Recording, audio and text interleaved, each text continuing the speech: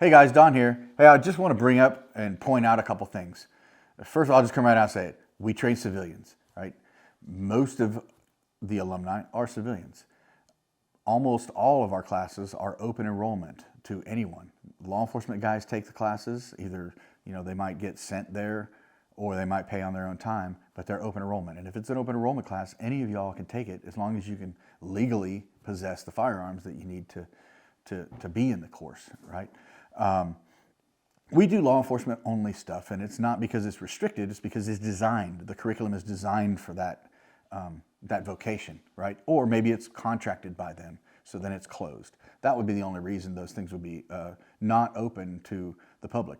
And we may be teaching the same thing to law enforcement that we also teach to the general public or the civilians. So, for example, shoot house. Shoot house level 1 is almost always open enrollment. As a matter of fact, everyone we've ever done has been open enrollment. It's regular guys, and sometimes LE people are in there with you, taking the course because they want to learn too.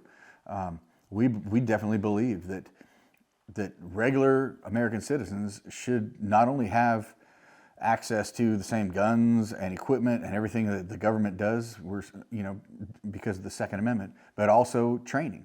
I don't withhold anything I know how to do. If you want to learn it and we can facilitate teaching it, I'll teach it. Now there's some things that I'm just maybe don't feel qualified to teach that maybe I know how to do. But when it comes to the shoot house stuff, the shooting, the tactics and stuff like that, we're an open book. And I encourage you guys to come, take the classes, read the prerequisites first, and make sure that you're ready to take it, because some of this stuff is more advanced. Night fighter, for example, you need to be a good student of the gun already before you come to the class. At nighttime, you need to be able to do it during the daytime. Shoot house, again, for example, you need to be very proficient in your shooting and your gun handling before you start to learn tactics. But learning tactics-based courses is the next step. When people say, hey, I want to take some advanced shooting classes. Well, once you master the fundamentals of shooting, now you want to start looking at tactics-based and scenario-driven type stuff. So that's where we're looking at shoot house. We're looking at night fighter and different stuff like that.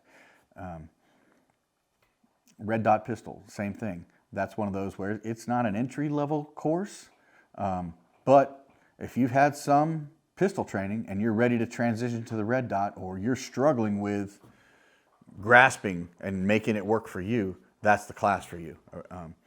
Combat carbine. Combat carbine it may sound intimidating, but it's an entry-level shooting course, rifle carbine course. That's what I wrote it for. As long as you are safe and somewhat competent with your rifle, it can be the very first training course you've ever taken. And that's how I wrote it. And it'll get you up and running. Combat carbine 2, maybe not so much. That's where you come to pressure test your skills. And we push the limits on some of that stuff. Lots of different things. Read the prereqs, but I want you to know that pretty much everybody's welcome as long as you can legally possess and own the stuff that you need to bring. You can come on out.